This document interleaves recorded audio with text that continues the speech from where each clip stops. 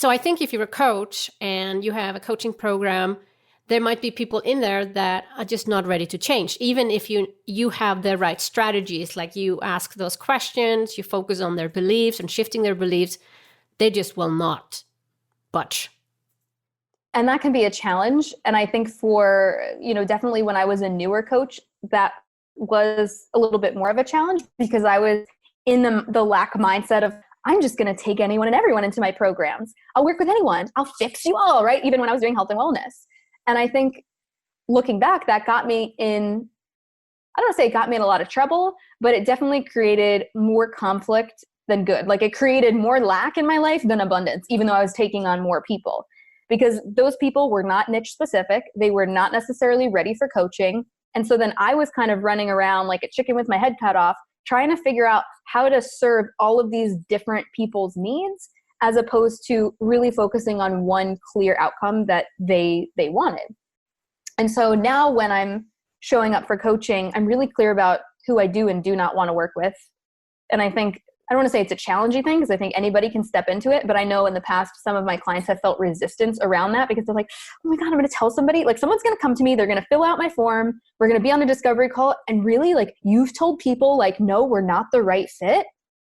I'm like, yeah, not only is that saving both of us wasted time, energy, effort, money, but it's also an integrity because I'm not going to take on a client that I don't really feel excited to work with, who I know is giving me some red flags and is not my person. And that's okay. And now when I'm like bringing on new people, whether it's in my programs or in one-on-one coaching, which I don't do a whole lot of anymore, I have certain ground rules that I give people so that I can create clear boundaries and expectations. So first of all, there's a couple of principles for success of like, always know your outcome. They've got to take action. They've got to be paying attention to their results, being willing to change, because if people are not open to the possible, not saying that they're going to always like dive headfirst into the breakthrough, but they've got to at least come in with the expectation that it's not necessarily going to always feel fun and good. There are going to be moments where they're going to have to step into something that might feel a little uncomfortable. Focusing on excellence and living in gratitude and integrity. And those are kind of like the NLP 6 principles for success. And then the other big thing that I really speak to very early on in any of my programs is this idea of cause versus effect. Like you want to be at cause. So a lot of times when, certain people will come into a group coaching program or you're not really screening people, there'll always be like those handful of people who ask a lot of questions, but they're disempowered questions. They want all the extra attention. They're sending you emails. They want you to build their business for them. They're just in a constant state of like overwhelm and panic and survival mode, really, is a great way to put it, right? And so a lot of times those people are living the majority of their life at effect, which means they're looking outside of them they're finding reasons why things aren't working. Well, this isn't working because, my mom was mean to me when I was little. Or, I guess I'm just like overwhelmed because like the tech never works for me and I'm not a techie person.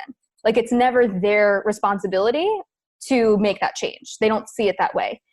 And those are people that even if they come in saying like, I'm ready for change, I can't help that person at all until they get to cause, until they start to take responsibility for their own business and their own results. Because like as a coach, it's not your job to fix that person. It's not your job to build that person's business. It's your responsibility to deliver on your promise, hold that space for them, and help them get to that desired end result that whatever your course, product, program, or service has said, this is what we're doing.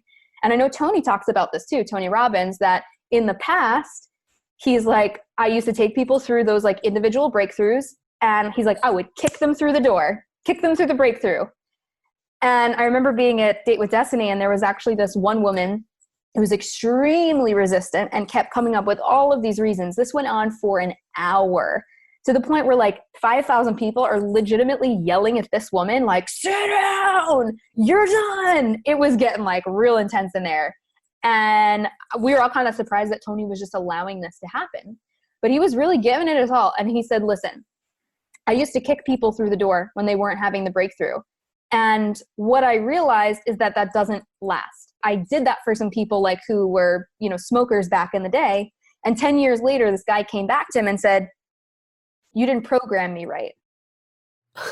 Okay. And Tony was like, what are you talking about? He's like, 10 years ago, you helped me quit smoking or whatever the amount of time was. He's like, oh, okay. He's like, and I'm smoking again. So you didn't program me right. And Tony's like, well, how long were you not smoking? He's like, well, I stopped smoking for 3 years, but then this external circumstance of his life happened. He's like, and I started smoking again. So it's your fault. You got to fix me. You're like a liar.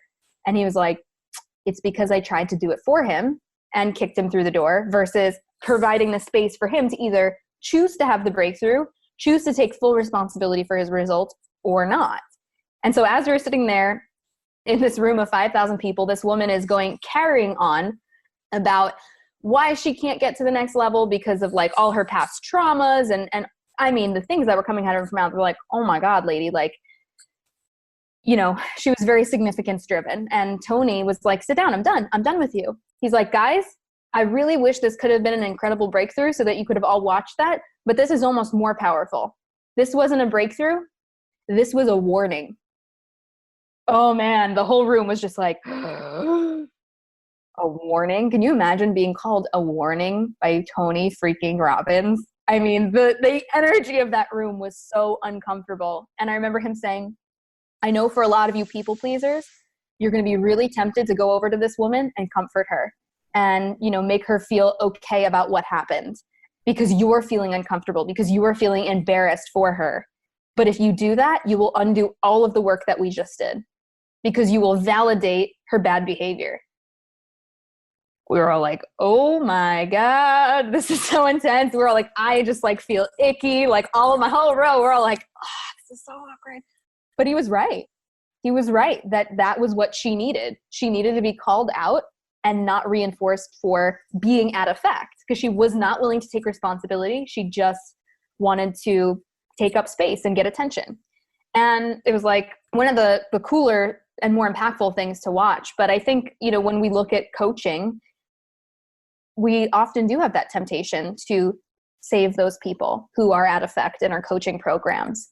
And I think when we get into a habit of trying to answer every single question in our groups, perfectly finding all the right answers, I don't know about you, but I noticed early on in my coaching business that when I would do that, all of a sudden, those people who were at effect would take up all the space in the group. Like they were just the energy sucks. The people who actually were the people who I wanted to work with and serve and connect with, who were crushing it, they didn't want to show up in the groups anymore. They didn't want to show up to calls because they weren't getting the value that they needed because these other people were being given all of this attention for bad behavior.